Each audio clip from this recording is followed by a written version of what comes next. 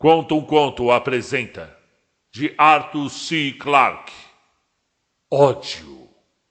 Narração, Marcelo Fávaro. Este é um conto de ficção científica. Deixe sua inscrição e o seu like.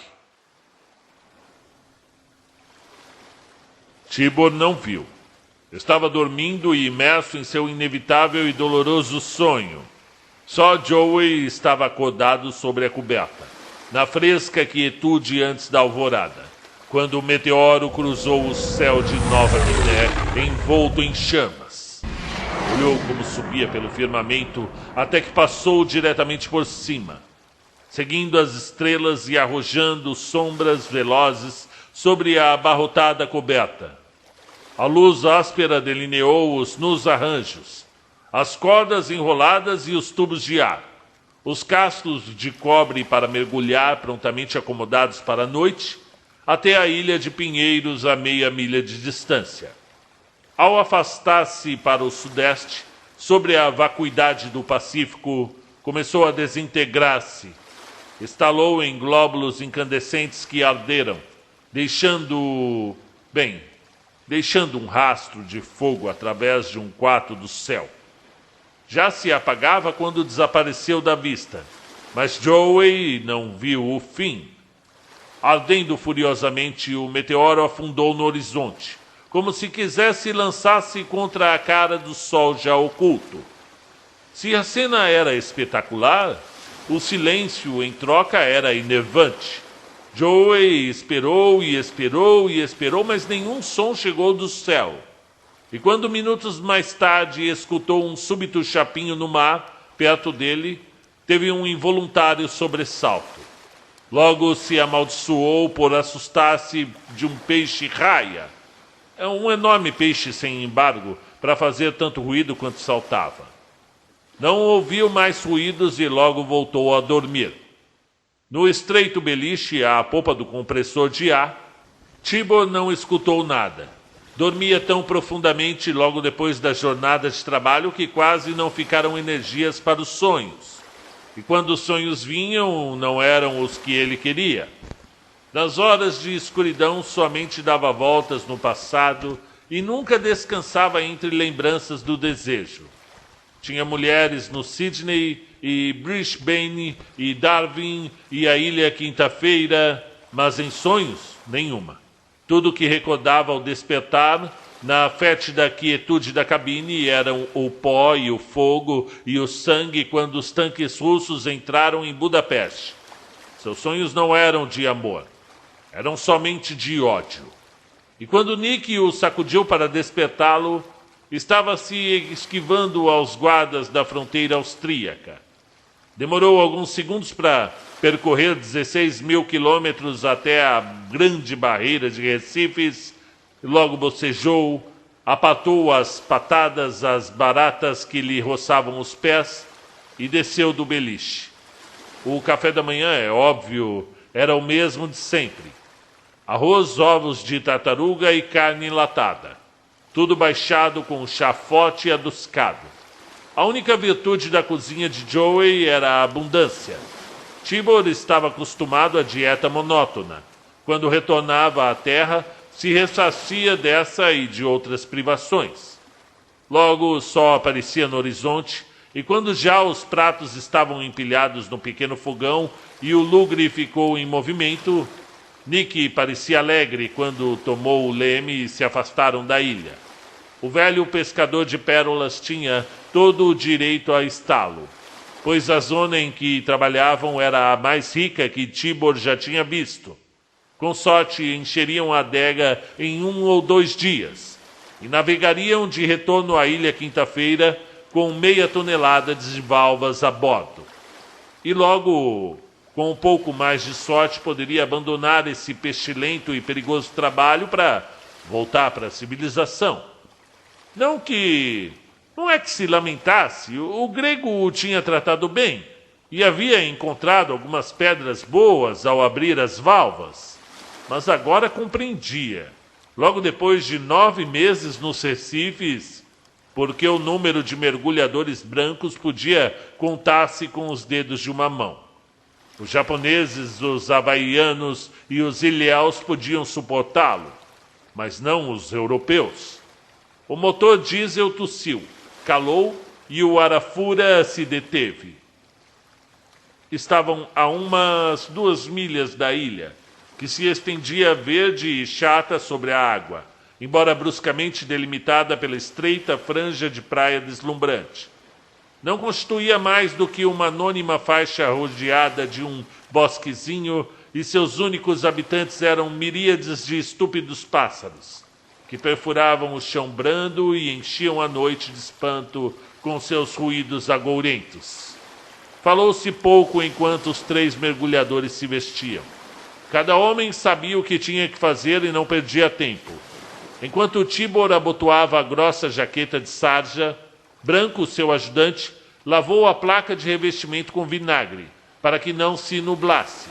Logo Tibor subiu a escada de corda, enquanto lhe colocavam o pesado escafandro e o cocelete de chumbo sobre a cabeça. Além da jaqueta, que distribuía o peso em forma uniforme sobre seus ombros, levava as roupas de sempre. Nessas águas temperadas não eram necessários os trajes de borracha, e o escafandro atuava como um minúsculo sino de mergulhador, mantido em posição tão somente por seu peso.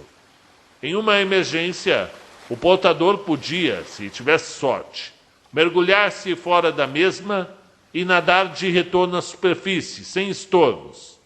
Tibor tinha visto como se fazia e não tinha desejo algum de levar a cabo o experimento.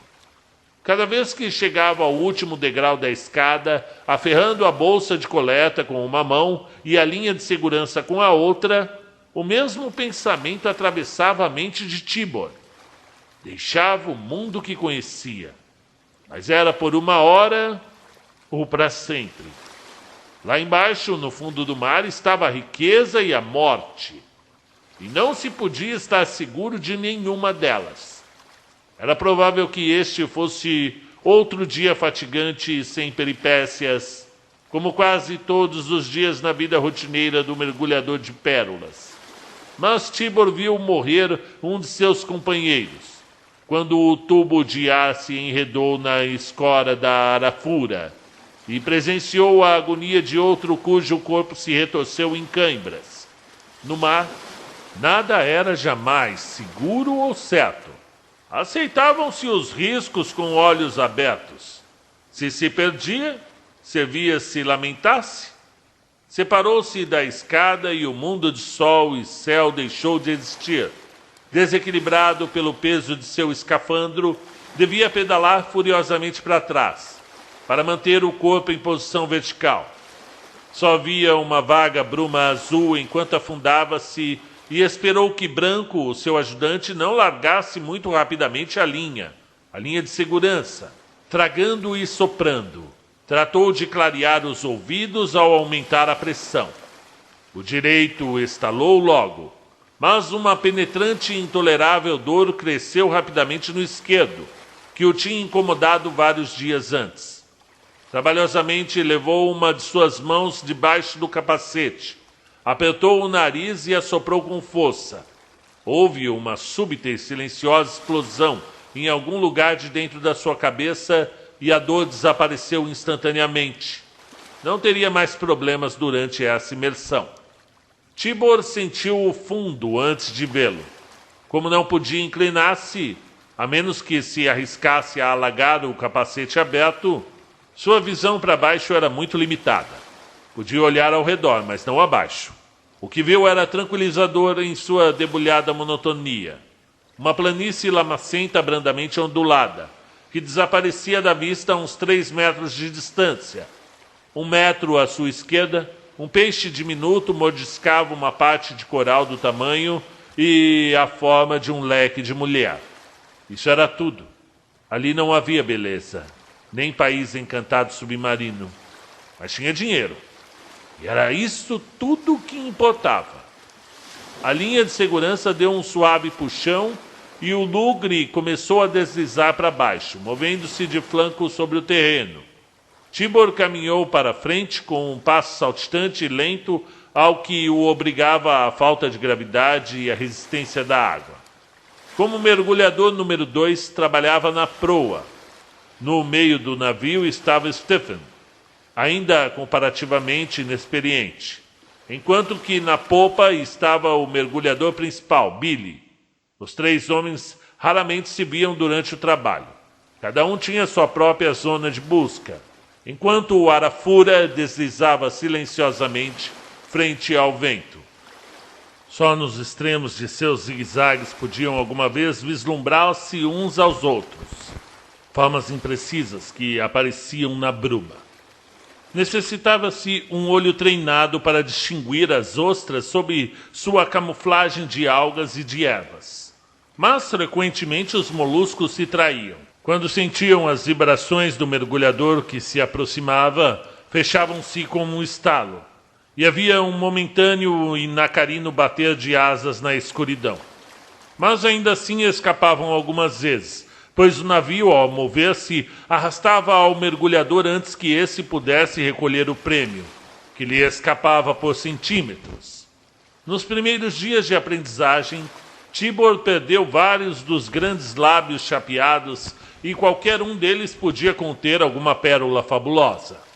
Ou imaginou isso, antes que se desvanecesse o feitiço da profissão e compreendesse que as pérolas eram tão estranhas que mais valia esquecê-las. A pedra mais valiosa que subiu foi vendida por $56, e as ostras que juntava durante uma boa manhã valiam muito mais do que isso. Se a indústria dependesse das gemas e não das madrepérolas, teria quebrado anos atrás. Não havia sentido do tempo nesse mundo brumoso. Caminhava-se sobre o invisível casco do navio à deriva, com o batimento do coração do compressor de ar golpeando nos ouvidos, a névoa esverdeada movendo-se ante os olhos. A compridos intervalos encontrava-se uma ostra. Arrancava-a do fundo marinho e a guardava na bolsa. Com sorte podia-se juntar um par de dúzias em cada passagem. Estava-se alerta ao perigo, mas não preocupado com ele. Os riscos reais eram coisas simples, nada espetaculares, como tubos de ar ou linhas de segurança enredadas. Não o eram os tubarões, os meros, nem os polvos.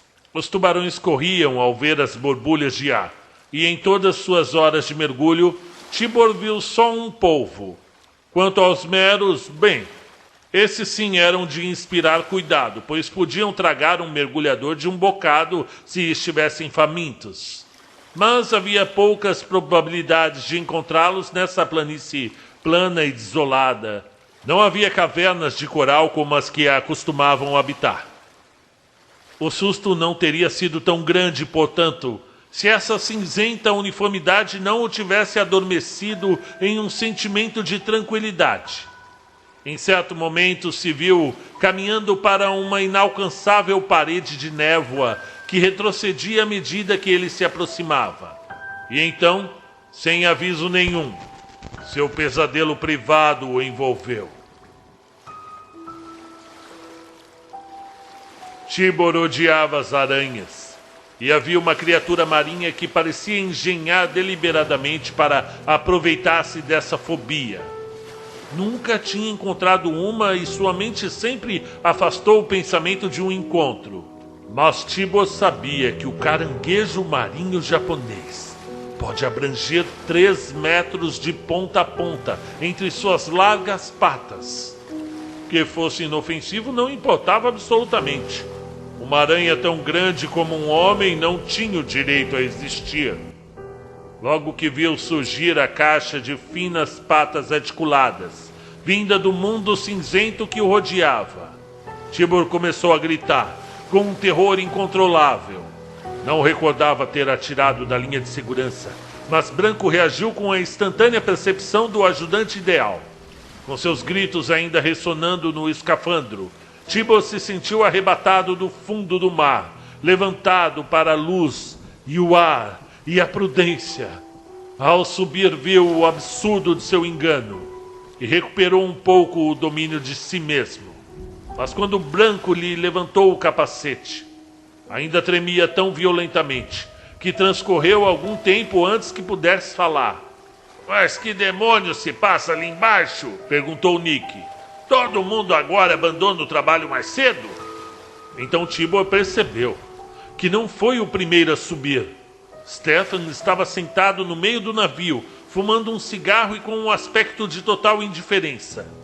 O mergulhador de popa, indubitavelmente sem saber o que acontecia, estava sendo içado por seu ajudante, pois o Arafura se deteve e todas as operações foram suspensas, até que se resolvesse o problema.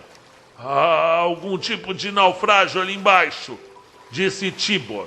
Eu tropecei com ele, e tudo que eu pude ver foi um montão de arames e varinhas. Para sua irritação e desagrado, a lembrança o fez estremecer de novo. Eu não vejo por que isso deveria te fazer tremer, grunhiu Nick. Tampouco o via Tibor. Ali, na coberta alagada de sol, era impossível explicar como uma forma inofensiva, vislumbrada através da bruma, poderia aterrorizar a mente. Eu quase me enredei nele, mentiu. Branco me içou bem a tempo.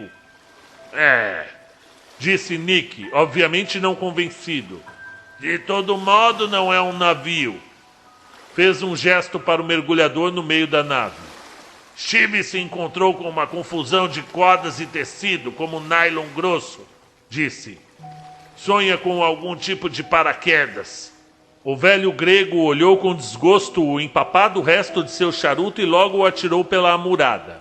Assim que Billy subir, baixaremos para ver. Pode valer algo. Recorda o que aconteceu ao Joe Chambers? Tibor recordou. A história era famosa ao longo de toda a grande barreira de Recifes. Joe era um pescador solitário, que nos últimos meses da guerra encontrou um DC-3 em águas pouco profundas, a poucas milhas da costa de Queensland.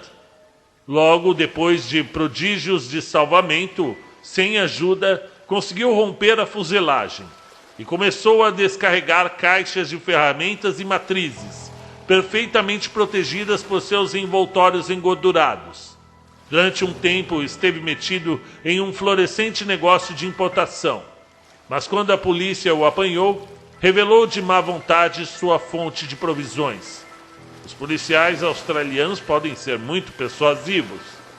E foi então, logo depois de semanas e semanas de exaustivo trabalho submarino, que Joe descobriu o que o seu DC-3 tinha transportado. Além de ferramentas que ele esteve vendendo por umas miseráveis centenas de dólares a garagens e oficinas, as grandes caixas que nunca chegou a abrir continham o pagamento de uma semana para as forças dos Estados Unidos do Pacífico, a maior parte em peças de ouro de $20. Aqui não havia tanta sorte, pensou Tibor ao afundar novamente.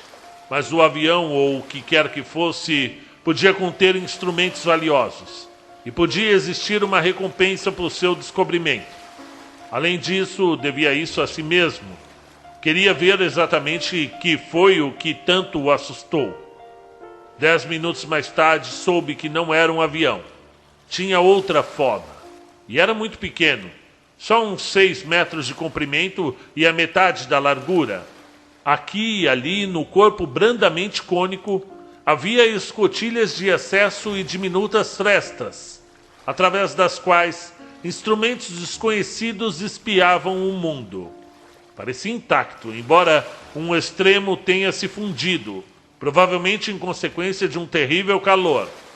Do outro, brotava um matagal de antenas, todas quebradas ou dobradas pelo impacto com a água. Ainda agora tinham uma incrível semelhança com as patas de um inseto gigantesco. Tibor não era um tolo. Imediatamente adivinhou o que era. Só ficava um problema, e resolveu com facilidade. Embora parcialmente chamuscadas pelo calor, ainda podiam ler-se algumas palavras marcadas nas escotilhas. As letras eram cirílicas, e Tibor sabia suficiente russo para compreender referências e reposições elétricas e sistemas de pressurização. De modo que perderam um Sputnik, disse com satisfação. Podia imaginar o acontecido. A coisa descendo muito velozmente e no lugar equivocado. Ao redor de um extremo estavam os restos andrajosos das bolsas de flutuação. Tinham estalado com o impacto e o veículo afundou como uma pedra. A tripulação do Arafura deveria desculpar-se com Joey. Não tinha estado tomando grog. O que tinha visto flamejando entre as estrelas tinha que ter sido o leva-foguetes, separado de sua carga e caindo desenfreadamente na atmosfera terrestre. Durante longo tempo, Tibor andou pelo fundo, escondido, os joelhos dobrados, enquanto olhava essa criatura espacial apanhada agora em um elemento estranho. Sua mente estava cheia de planos meio cristalizados. Já não lhe importava o dinheiro do salvamento. Muito mais importante era o projeto de vingança.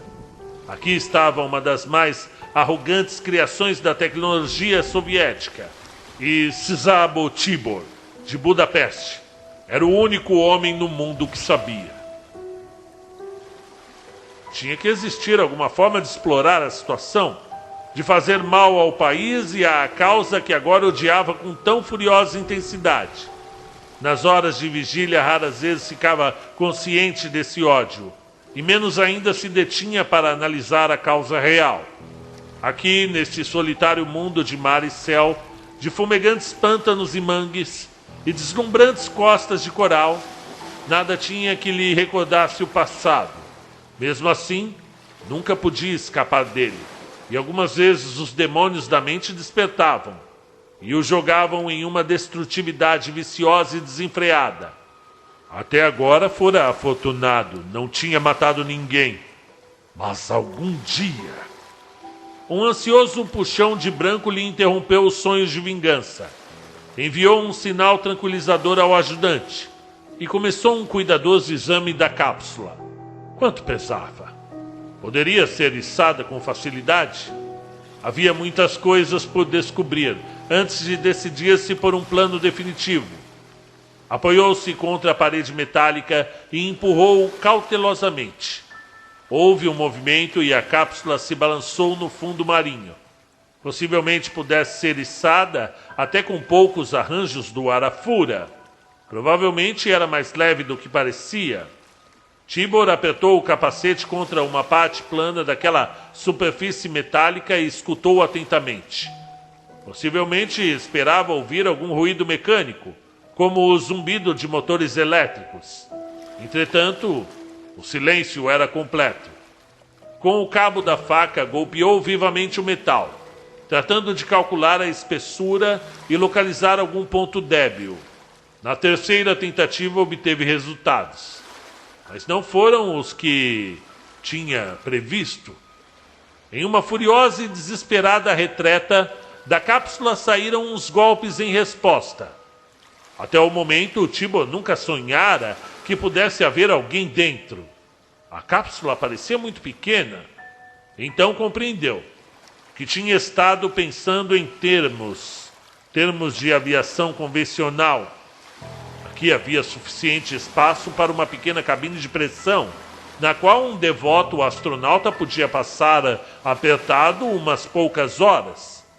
Como um caleidoscópio que pode trocar completamente os desenhos em um instante.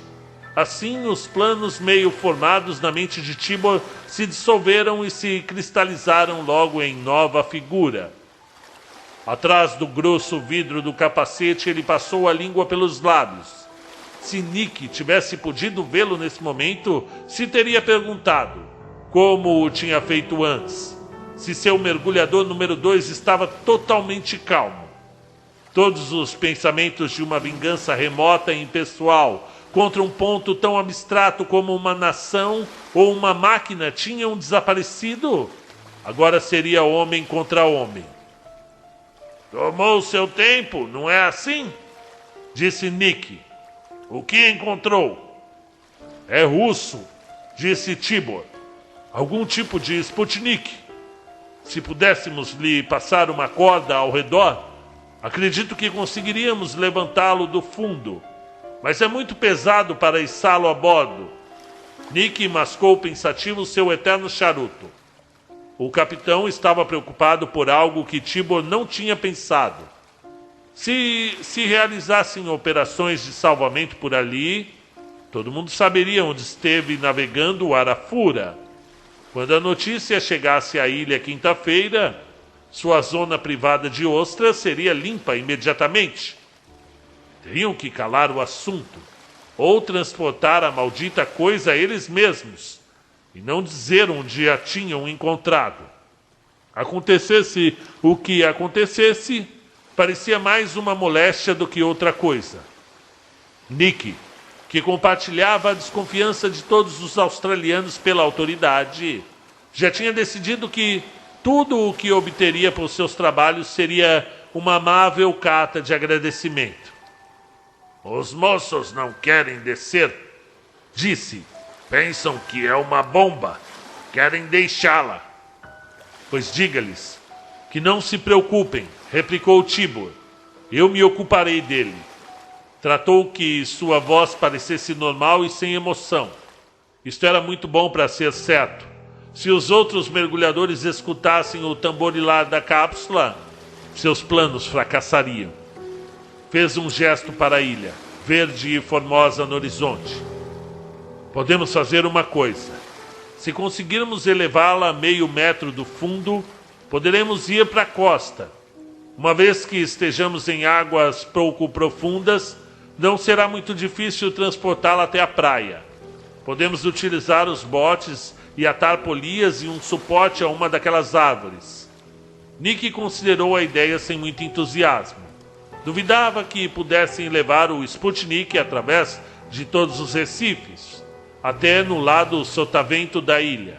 Mas sim, estava a favor de puxá-lo para a zona fora da zona das ostras, sempre que poderiam jogá-lo em outra parte e assinalar o lugar e ainda obter reconhecimento por isso. Muito bem, disse. Desce. Essa corda de 5 centímetros é a mais sorte que temos. Será melhor que a leve. Não fique todo o maldito dia lá, já que temos perdido muito tempo. Tibor não tinha intenção de ficar o dia todo lá. 6 horas seriam mais do que suficiente. Essa era uma das primeiras coisas que soube, graças aos sinais que escutou através da parede. Era uma pena não escutar a voz do russo, mas o russo podia ouvi-lo, e isso era o que importava realmente. Quando apoiava o capacete contra o metal e gritava, quase todas suas palavras eram ouvidas. Até agora tinha sido uma conversação amistosa. Timor não tinha intenção de mostrar a mão até o momento psicológico adequado. O primeiro passo consistiu em estabelecer um código. 1 golpe para sim, 2 para não. Logo era questão de idealizar as perguntas apropriadas.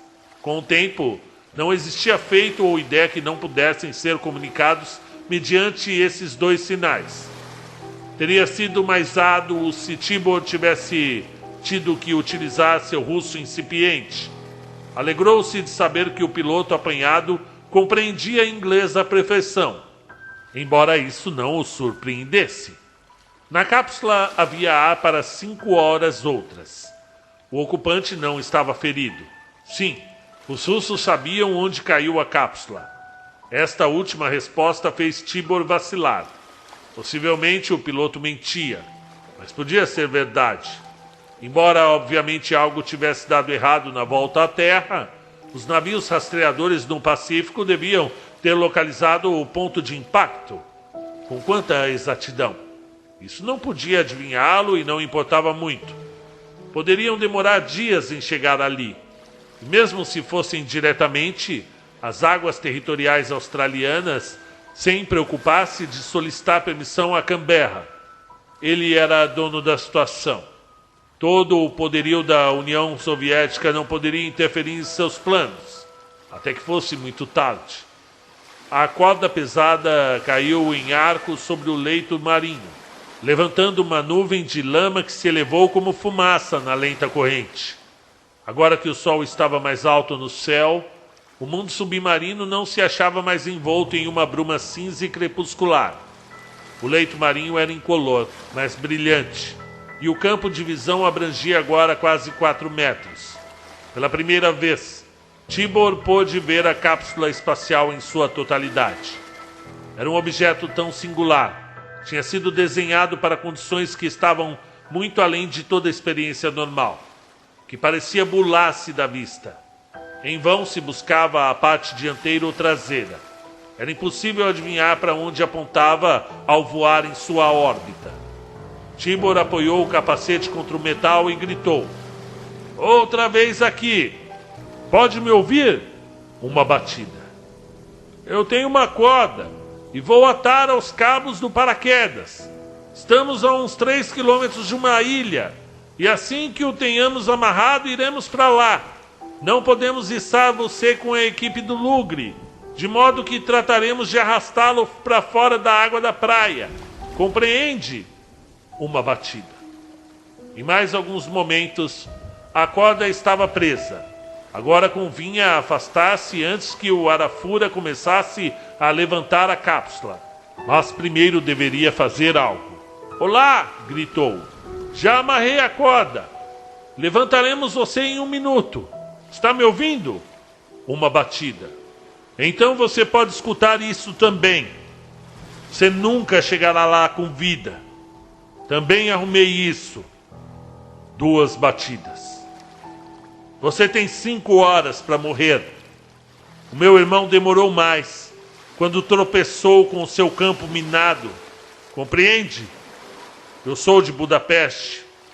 Odeio a você e a seu país e a tudo o que significam. Apoderaram-se do meu lar, da minha família. Escravizaram meu povo. Oxalá pudesse ver seu rosto agora. Oxalá pudesse ver você morrer, como tive que ver o Theo. Quando estivermos na metade do caminho para a ilha, essa corda também se romperá, onde eu a cortei. E eu vou descer e colocar outra, que também se romperá. Pode sentar aí e esperar as porradas." Tibor se calou de repente, agitado e exausto pela violenta emoção. Não existia lugar para a lógica ou a razão nesse organismo de ódio. Não se deteve para pensar, pois não se atrevia. Entretanto, das profundidades da mente, a verdade abriu passo para a luz da consciência. Não eram os russos quem ele odiava. Em que pese tudo o que fizeram, era a si mesmo, pois ele fez mais. O sangue do Theo e de 10.000 compatriotas lhe manchavam as mãos. Ninguém agiu mais pela causa russa do que ele, nem acreditou mais completamente na propaganda de Moscou. Na escola e no colégio, foi o primeiro a perseguir e denunciar os traidores. Quantos tinha enviado aos campos de trabalho forçados ou às câmaras de tortura? Quando viu a verdade, era já muito tarde. E mesmo então não lutou, apenas correu. Correu através do mundo, tratando de fugir dessa culpa. E as 2 drogas do perigo e da libertinagem o ajudaram a esquecer o passado. Os únicos prazeres que a vida lhe dava agora eram os abraços sem amor que tão febrilmente procurava quando estava em terra. E seu atual modo de existência provava que não bastava isso.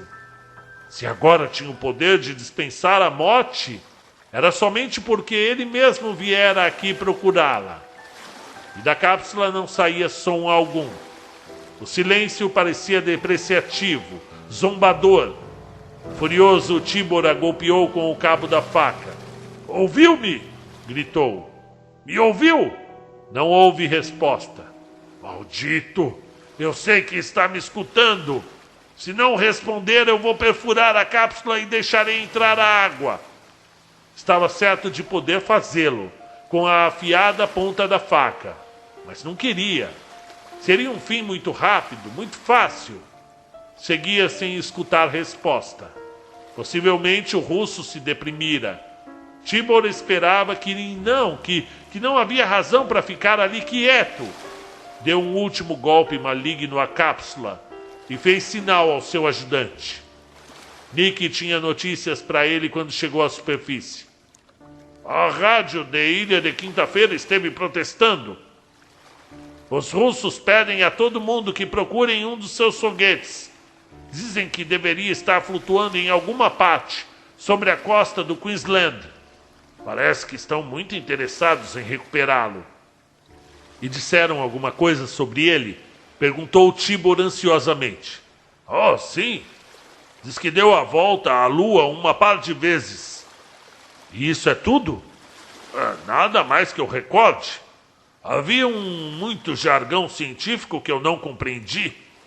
Era muito dos russos calar tudo o que podiam a respeito de um experimento que tinha fracassado. Avisou a Ilha Quinta-feira que a encontramos? Você está louco? De todo modo, o rádio anda ruim. Não poderíamos mesmo que quiséssemos. Ajustou bem essa corda? Sim, ajustei. Veja se pode levantá-la do fundo.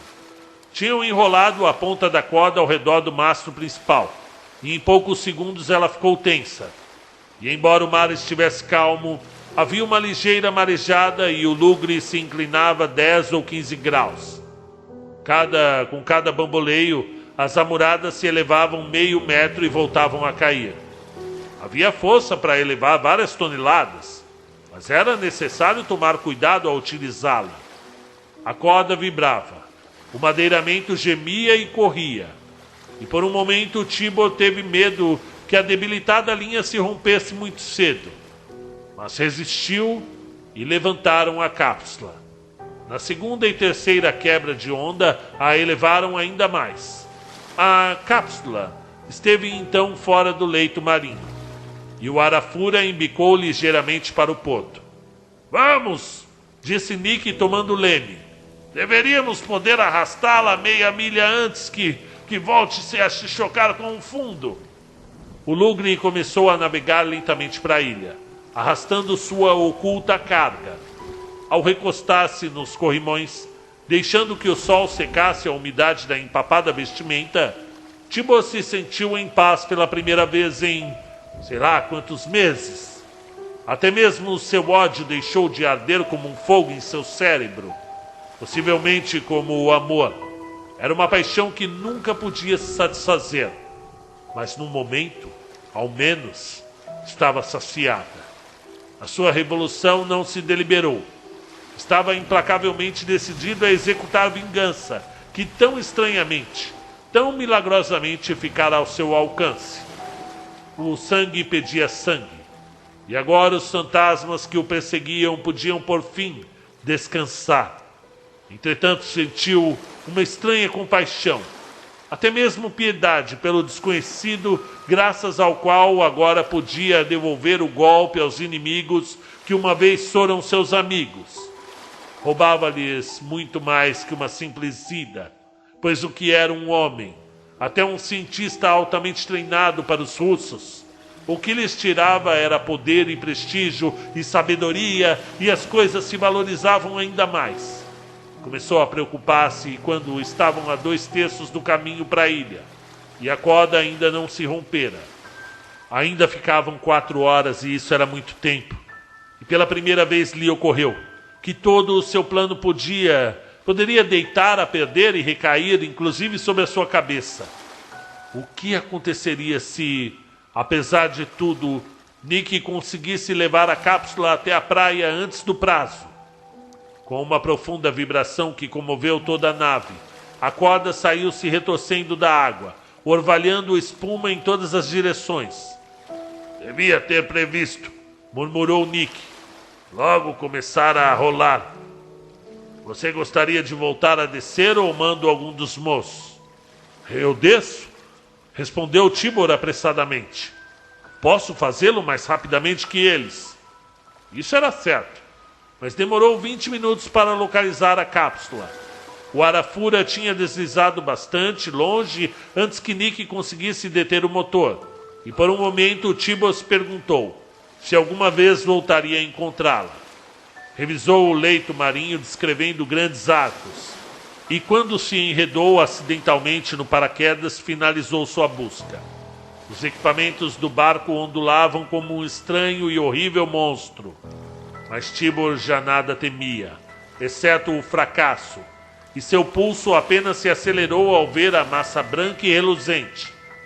A cápsula estava arranhada e coberta de lodo, mas parecia intacta. Agora descansava sobre um flanco, e fazia pensar em uma gigantesca mantegueira inclinada. Com certeza, o passageiro tinha recebido algum golpe, mas se havia passado da lua, tinha de estar bem protegido, e provavelmente estivesse ainda em boas condições. Tibor assim o esperava. Seria uma pena que se desperdiçassem as 3 horas seguintes. Novamente apoiou o cobre esverdeado do capacete contra o metal já não tão reluzente da cápsula. "Olá!" gritou. "Pode me ouvir?" Possivelmente o russo trataria de contrariá-lo permanecendo em silêncio, mas isso certamente era pedir muito do autocontrole de qualquer homem. Tibor tinha razão. Quase imediatamente chegou o golpe agudo em resposta. "Me alegro que esteja aí", respondeu. "As coisas estão saindo exatamente como eu disse. Embora me pareça que terei de cortar a corda mais profundamente dessa vez." A cápsula não respondeu. Não voltou a responder. Embora Tibor golpeasse na imersão seguinte e na seguinte, mas então já não o esperava, pois tiveram que parar um par de horas para enfrentar uma borrasca e o prazo expirou muito antes que efetuasse sua descida final.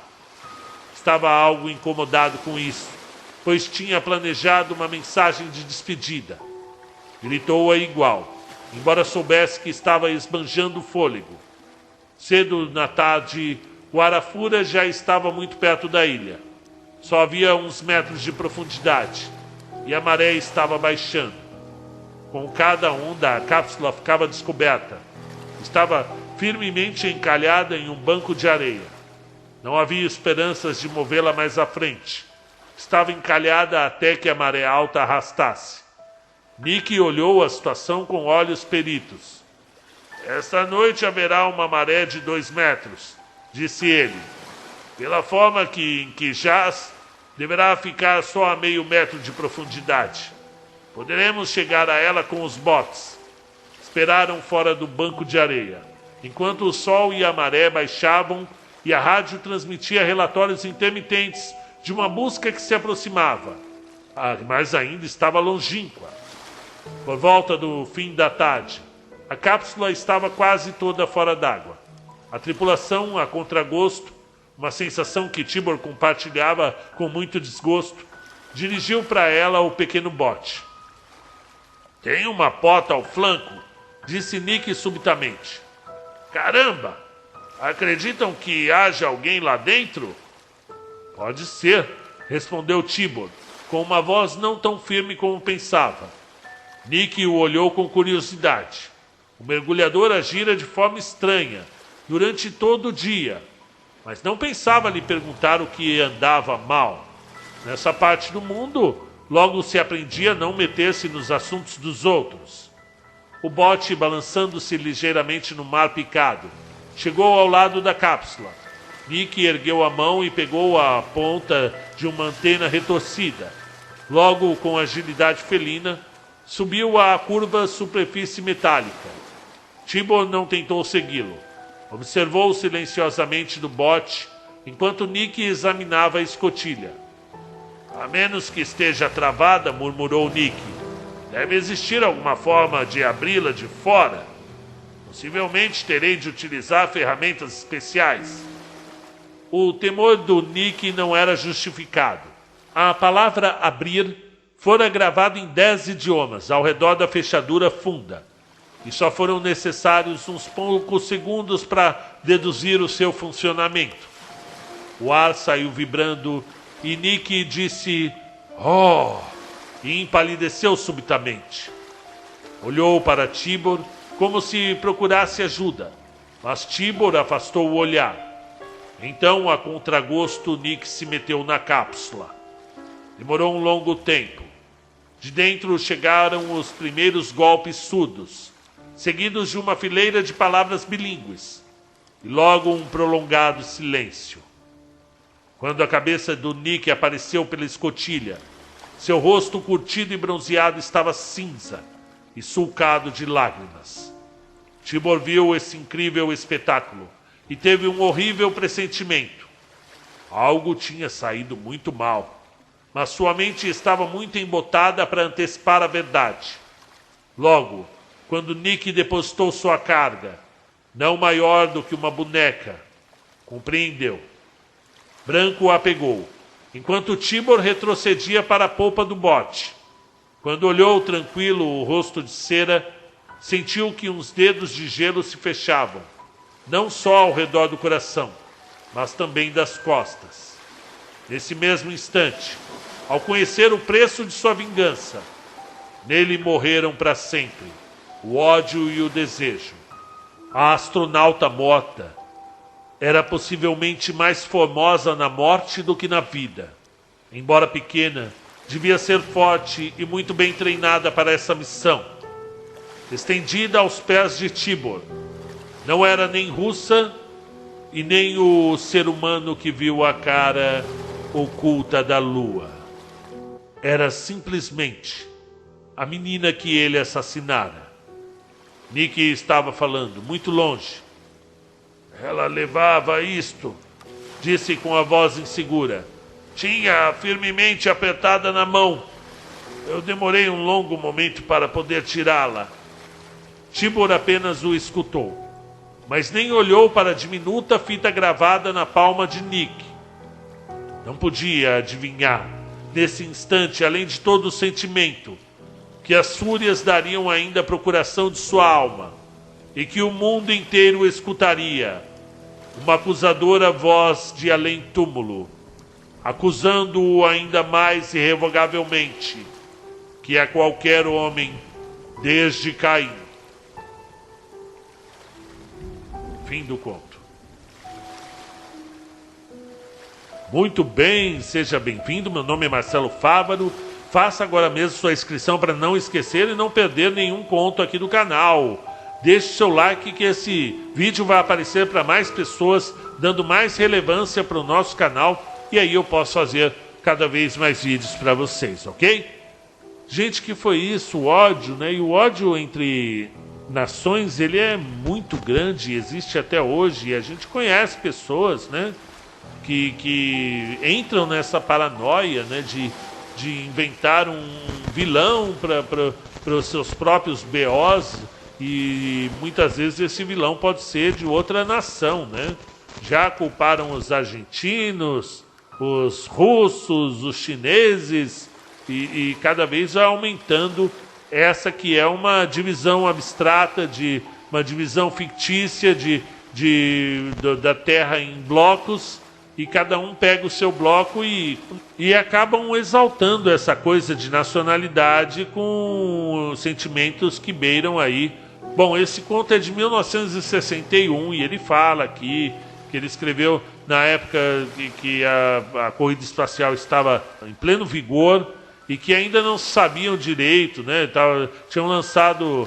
E aí ele fala que tinham lançado a Sputnik primeira e eles não sabiam ainda se o ser humano iria sobreviver fora da atmosfera terrestre, né? Então ele fala aqui do Yuri Gagarin, que seria o primeiro voo orbital, né, em 1961, e como deu errado tudo isso, ele acabou morrendo, e é isso. Eu imaginei que poderia ter um ET dentro da nave, né, ele chegado mais perto ali da cápsula do vidro e olhos diferentes, né, um toquezinho aí de terror submarino, com seres tentaculares ali dentro da cápsula.